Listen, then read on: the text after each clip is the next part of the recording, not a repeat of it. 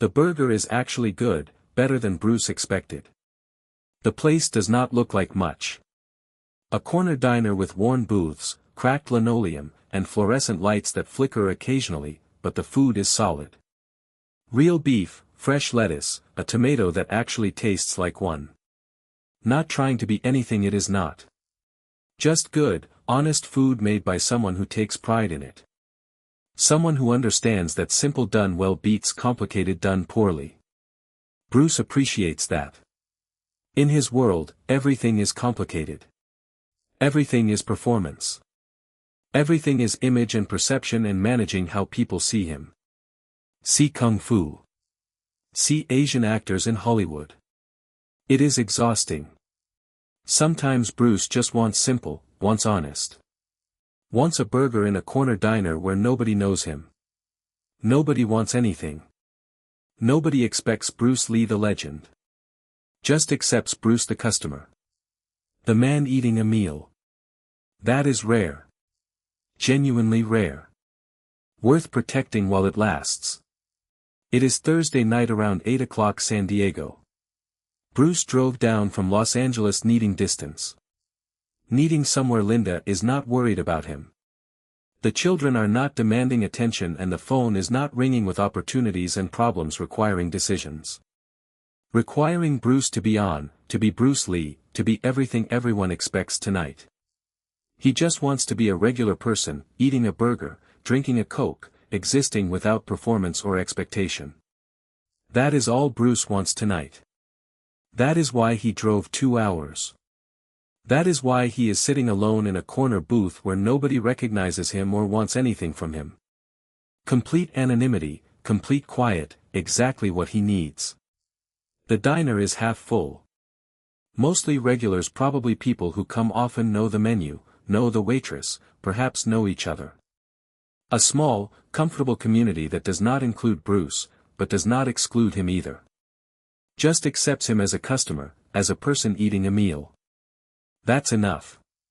More than enough. Everything he came here for, he takes it bite by bite, moment by moment, savoring the simplicity of being unremarkable, being unknown, being nothing more than a person having dinner. It may be the best thing he has experienced in weeks. Then the door opens. A group enters. 5 men, military by every visible indicator. Short haircuts, straight posture, the particular confident walk of people trained to carry themselves a certain way. Navy most likely. San Diego is a Navy city, with a base nearby and military personnel throughout. These men are off duty, out for a meal, out for whatever comes after a long day of being what they are. Bruce notices them and returns to his burger. They are just more customers, more background noise, not his concern. The group takes a booth near Bruce, close enough to hear, close enough for contact if something shifts. Bruce hopes nothing does. He hopes they eat their meal, keep to themselves, and share the space quietly. That is the wish. That is what Bruce needs. The evening to remain. They are loud, military loud. The volume of men who spend their days in environments where being heard matters, loosened now by an evening out. Not drunk, but uninhibited. They talk about training, about missions, about being Navy SEALs, about being the toughest and best is about being warriors in a way that leaves no room for doubt. In their telling, they are the most dangerous men in the room, in the building, in the city. That is what their training reinforces. That is what their culture teaches. They are SEALs, elite, special, superior to everyone in this diner, including Bruce Lee, sitting 3 booths away, eating his burger, wanting nothing from anyone. One of them notices Bruce, the largest one, the loudest, the one the others appear to follow. He stares, not a glance, not a passing look, but a fixed, deliberate stare, recognition forming. That is Bruce Lee, the movie star, the kung fu actor. Sitting here in their space, in their city, the man's expression changes. Contempt appears, dressed as something else, as territorial instinct, as some version of protectiveness. As the particular hostility that presents itself as patriotism while functioning as racism. Bruce was born in San Francisco.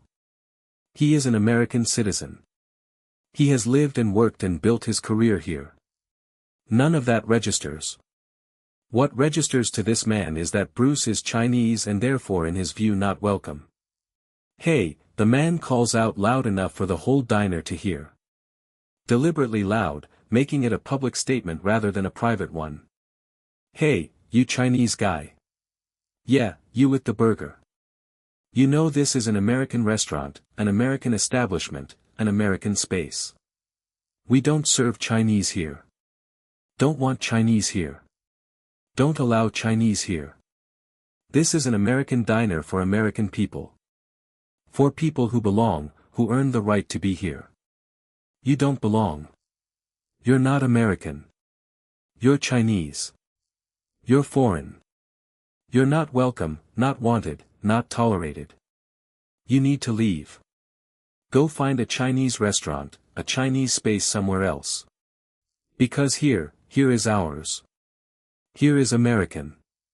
Here, Chinese aren't allowed. Understand? You understand English? Or do you only speak Chinese? Ching chong. That your language? That what you speak? Well, I speak American. I speak freedom. I speak get the hell out. Clear enough? American enough for you to understand? The diner goes quiet. Completely quiet. Everyone stops. Everyone watches. A Navy SEAL has just told Bruce Lee to leave, using racial slurs, making a public demand backed by the implicit threat of 5 trained men. The tension is immediate and total. Nobody moves, nobody speaks, nobody intervenes. They watch and wait, understanding that whatever happens next will matter. Bruce sets down his burger carefully, without rushing, not from fear, but from deliberateness. He wipes his hands on a napkin, slowly, taking the time, controlling the moment. The SEAL is already standing, already walking toward Bruce's booth, making the confrontation physical, making it unavoidable. The man positions himself directly over Bruce, using height and size the way people use them when they want to make someone feel small. When they want submission, when they are certain they will get it. You hear me? The SEAL continues now standing over the booth. I said, get out. Leave. Go back to China. Go back where you came from, where you belong. This is America. My America. American America. Not Chinese America, not foreign America. Real America, where real Americans eat, where real men gather, where warriors rest. You're not a warrior. You're an actor, a pretender, a Chinese guy who does movie fighting, fake fighting, choreographed fighting, not real fighting. Real fighting is what I do, what SEALs do, what the American military does. Real combat, real warfare, real proving yourself. You just dance. You just perform. You make movies for people who don't know better, who think kung fu is real, who think you're tough. You're not tough. You're fake. You're an actor. You're nothing compared to me. Compared to SEALs, compared to real warriors, I could destroy you, could break you, could prove everything I'm saying right here, right now. If you don't leave, if you don't comply, if you don't do what I say, what I demand, what I'm ordering, because this is my space, my diner, my America, and you don't belong. Leave now before I make you leave. Before I hurt you, before I prove you're fake, prove kung fu is fake. Prove everything about you is worthless. Leave. Final warning. Final chance. Final opportunity to avoid pain. Avoid humiliation. Avoid learning what real fighting is. What a real warrior does. What happens when a movie star meets an actual fighter? An actual warrior. An actual dangerous man. Leave or learn. Choose. Bruce stands slowly, calmly, without aggression. The SEAL is 6 feet 5 inches. Bruce is 5 feet 7 inches. The difference is significant. It reinforces everything the seal believes about this encounter, about who holds the advantage, about how this ends. He is certain he is wrong. I was born in San Francisco, Bruce says quietly, his voice is controlled and precise, each word placed deliberately. I am an American citizen. I have every right to be here. To eat here, to exist here in this diner, in this city, in this country, my country, not yours exclusively, ours collectively. America is not white America. It is not your America alone. It belongs to everyone who is a citizen. Everyone who contributes. Everyone who belongs. I belong. I am American. I am a citizen. I am a person eating a burger peacefully, quietly. Not bothering anyone. Not threatening anyone. Doing nothing except existing, which is my right. A constitutional right, a human right, an American right. You are violating that. You are threatening that. You are representing exactly what is wrong. When people treat belonging as racial, as exclusive, as anything other than citizenship and basic decency, you are wrong about me, about rights, about America, about everything. And I am not leaving. I'm not complying. I am not accepting your racism or your threats. I am staying. I am finishing my meal. I am exercising my rights as an American, as a citizen, as a human being. You do not like that. You want to do something about that? Then do it. Test me. Try me. Prove your claims. Prove I am fake. Prove Kung Fu does not work. Prove anything except that you are a racist and a bully who uses size and status to intimidate and deny rights. Prove something else. I dare you. I invite you to test your beliefs against reality, against skill, against Bruce Lee being exactly who I am and exactly what you are wrong about. Test it now here in front of everyone. Prove your claims or sit down. Let me have the basic human dignity you were trying to deny. Choose. But choose knowing that testing me is a mistake. A significant mistake, a painful mistake, one you will regret. Not because I want to hurt you, but because you will force me to defend myself. To demonstrate that everything you believe is false in ways you will not forget quickly and will not enjoy. Choose wisely. Choose leaving me alone. That is the smart choice, the safe choice, the dignified choice for both of us. The seal's face reens. Anger, humiliation, rage at being challenged, being lectured, being told he is wrong, by a Chinese man, by a smaller man, by a movie star he dismissed, a person he threatened, a person who is not submitting, not showing fear, not accepting anything he has said. That is intolerable to him. That demands a physical response. He reaches for Bruce, grabbing for the collar, trying to establish physical control. Are you trying to convert this into the kind of confrontation he understands? Size and strength, training and aggression, everything he has built his confidence on. His hand extends, fingers spread, reaching for Bruce's shirt, for his neck, for the beginning of violence and the proof of everything he has claimed. Bruce's hand moves first, fast enough that the seal does not process it until the moment has already passed. It intercepts the seal's wrist, traps it, controls it completely. A Wing Chun technique executed through 10,000 repetitions through muscle memory that operates below conscious thought. The seal's eyes widen. He did not expect this speed. Did not expect this level of skill. Did not expect resistance of any kind, let alone resistance this precise and immediate. He thought he would grab. He thought size meant control. And he is learning otherwise. Bruce's other hand delivers a strike. Not a punch, but an open palm placed directly into the seal's solar plexus. Precise, controlled, perfect placement, perfect timing, perfect execution. The product of decades of training of making the body into an instrument that performs exactly as intended every time without variance. This time is no different. The seal's breath leaves him all at once. His mouth opens. His eyes go wide. Every muscle contracts from impact, not from choice. The strike does exactly what it was designed to do. Interrupts breathing, interrupts function, interrupts everything.